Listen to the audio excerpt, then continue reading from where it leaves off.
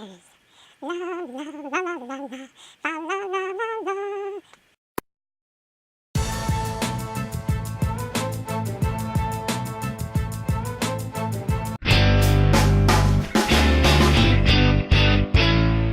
The other day, I was in the mood for something light and fun. So, I decided to watch Alvin the Chipmunks. I'd heard of the film back when it came out in 2007. It was one of those movies that I kind of wanted to see, but never actually got around to seeing, so the other day I finally sat down and watched it for the first time. David Seville is a struggling songwriter. His latest song has just been rejected, and he has pretty much given up on ever doing anything with music when he encounters Alvin, Simon, and Theodore, a trio of singing chipmunks. After an initial bout of stage fright, the chipmunks perform for a record producer and become huge stars. The record producer eventually encourages them to leave Dave and go on to the big time. So they move into the record producer's mansion and have every luxury a chipmunk could ever want. And you could probably guess where it goes from here. Because this plot's been used before. Many, many times before. There are a few fart jokes, and at one point a chipmunk dropping appears on screen. Simon tells Dave it's a raisin and proceeds to eat it, only to spit it out when Dave's not looking. It's a cute movie, you have to give it that. And to be fair, there were a few parts that actually made me laugh out loud. But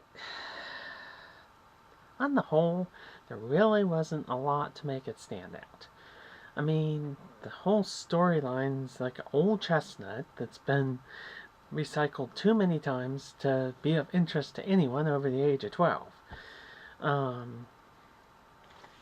There's a really awkward part in the middle from a writer/storyteller's point of view where there's basically like no conflict whatsoever. So, yeah, that was just kind of weird. Then on the flip side, there's a point where you expect the person who you guess is going to be the villain to reveal himself as the villain, and he doesn't actually do that. So that was kind of a nice little twist. But, of course, he, ends up revealing himself to be the villain, and he is the villain, and everything kind of goes exactly the way you think it would go.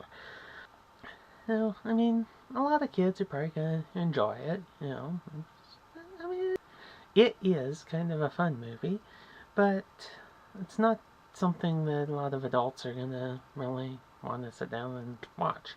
It wasn't bad, but I'm probably not going to watch it again unless I happen to sit down and watch it again someday when I have kids. Watch it with them, but I did enjoy the characters, and as of this point, I am currently planning to watch the sequels. You've got the Squeakquel, which is 2. You've got Chipwrecked, which is 3. And there's an as of yet untitled 4th film that will be coming out in December of 2015. Can't you just hardly wait? Well, that about wraps it up for this episode of Kenny's Movie Adventures. Hope you enjoyed. And as always, this is Kenny reminding you to watch outside the box.